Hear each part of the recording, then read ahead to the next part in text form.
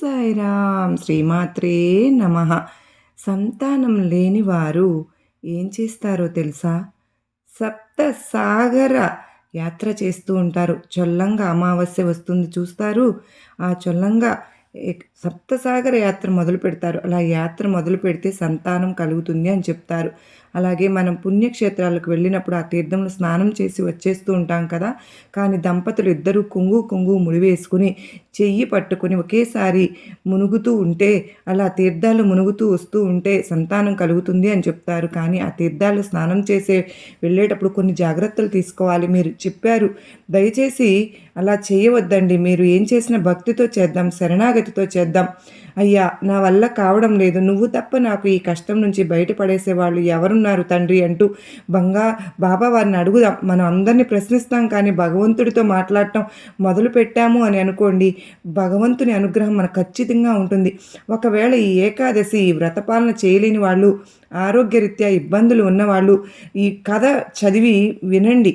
ఈ కథను విన్నా కనీసం అందులో చెప్పినవి మనం పాటించిన ఏకాదశి వ్రత పాలన చేసిన ఫలితం వస్తుంది అని ప్రయత్నించండి. మరిచిపోవద్దండి.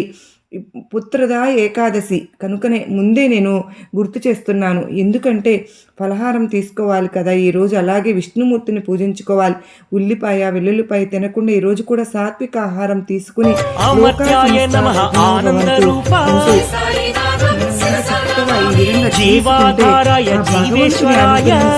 ఏదైనా సరే ఇదే కాదండి, కలగడం ఏదో నాకు అర్థం కావడం లేదు అనుకుని బాధపడే వాళ్ళు ప్రతి ఒక్కరు రోజు మంచిగా ఒకసారి అందరూ ఉంటారు కదా, భగవంతుని ఏదైనా సాధిస్తారు. మీకున్న ఈ బాధ నుంచి ఈ ఉపాయాన్ని తెలియజేస్తారు.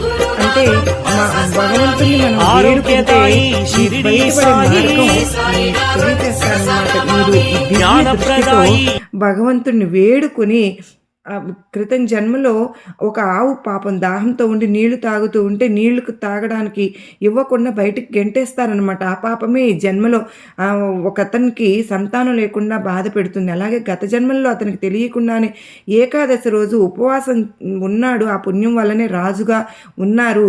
పుణ్యం అయితే ఎలా వచ్చిందో పాపం కూడా మనతో పాటే వస్తుంది కదండి. ఆ పాపమే ఇతన్ని కొట్టింది. అందుకే సంతానం లేదు అని చెప్పి ఈ పుత్రదా ఏకాదశి వ్రతం చేయమంటారన్నమాట. అలాగే నీ రాజ్యంలో ఉన్న వాళ్ళందరూ కూడా నీకు సంతానం కలగటానికి మంచిగా కలుగుతుంది అని అంటారు. ఆ రాజు పుత్రదా ఏకాదశి వ్రతపాలన చేసి సత్సంతానాన్ని కలిగింది అనమాట. మనందరం కూడా అలా చేద్దాం.